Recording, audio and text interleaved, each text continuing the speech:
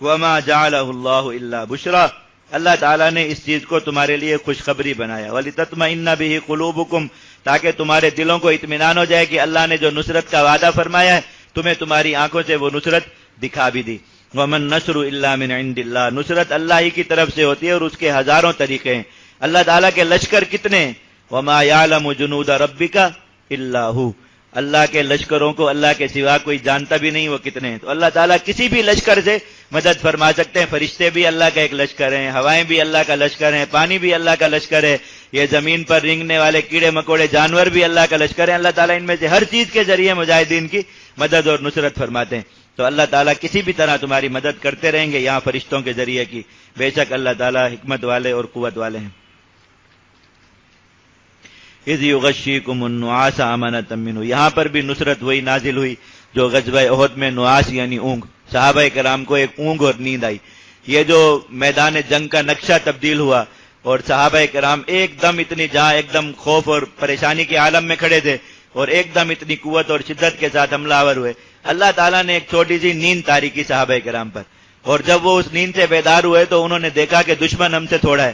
ان کو اچانک ایسا نظر آیا کہ دشمن کی تعداد ہم جیسے، دشمن کو یہ نظر آیا کہ صحابہ کرام کی تعداد بہت زیادہ ہے، صحابہ کو یہ نظر آیا کہ دشمن بہت تھوڑے ہیں، تو انہوں نے بہت شدت اور زور سے حملہ کر دیا، اور اسی حملے میں وہ دشمن کے پیچھے کھڑے ہوئے جو زائد ساز و سامان والے غلام تھے وہاں تک پہنچ گئے۔ اللہ تعالیٰ نے یہاں بھی سکینہ کے نزول کے ذریعے مسلمانوں کی مدد فرمائی۔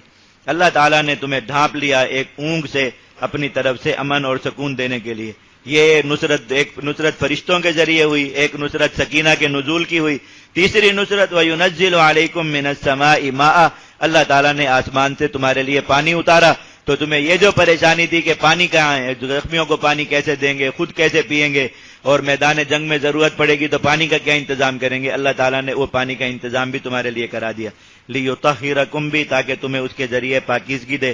صحابہ کرام نے وضو کیا اس پانی سے، نوافل ادا کیے، اللہ تعالیٰ کے حضور سجدے کیے پاک صاف ہو کر، اللہ تعالیٰ نے اس طرح انہیں پاک کر دیا۔ وَيُذْهِبَ عَنْكُمْ رِجْزَ الشَّيْطَانِ، اور اس پانی کے ذریعے اللہ نے شیطان کا جو وسوسہ تھا وہ دور کر دیا، جو یہ وسوسہ دل میں ڈال رہا تھا کہ پانی نہ ہونے کی وجہ سے کیا کیا نقصان ہو سکتے ہیں۔ وَلِيَرْبِطَ عَلَىٰ قُلُوبِكُمْ، اللہ نے تمہارے دلوں کو اس کے ذریعے مضبوط کر دیا۔ وَيُثَبِّتَ بِهِ الْأَقْدَامَ، اور تمہارے قدم جما دیے کہ ریت جو نرم تھی اس پر چلنا مشکل تھا، پانی برسنے کی وجہ سے وہ ریت سخت ہو گئی اور اس پر چلنا آسان ہو گیا۔ یہ جو صحرا کی ریت ہوتی ہے اس پر جب پانی برسے تو یہ سخت ہو جاتی ہے، مٹی پر پانی برستا ہو تو کیچڑ بن جاتی ہے، صحرا کی ریت پہ جب پانی برسے تو یہ ذرا سخت ہو جاتی ہے، اس پر چلنا آسان ہو جاتا ہے، اس میں دھسنا کم ہو جاتا ہے۔ تو صحابہ کرام کو یہ پریشانی تھی کہ بدر کی ریت پر، کیونکہ یہ پیدل تھے، مشرکین سوار تھے، تو پیدل آدمی چلے ریت پر تو پنڈلیوں تک پاؤں ریت میں دھس جاتے، چلنا مشکل ہو جاتا ہے۔ اگر آپ میں سے کوئی صحرا میں چلو تو اسے اس چیز کا بہت تجربہ ہوگا۔ تو اللہ تعالیٰ نے پانی اس پر ریت پر برسا دیا تاکہ وہ سخت ہو جائے، اس پر چلنا آسان ہو جائے۔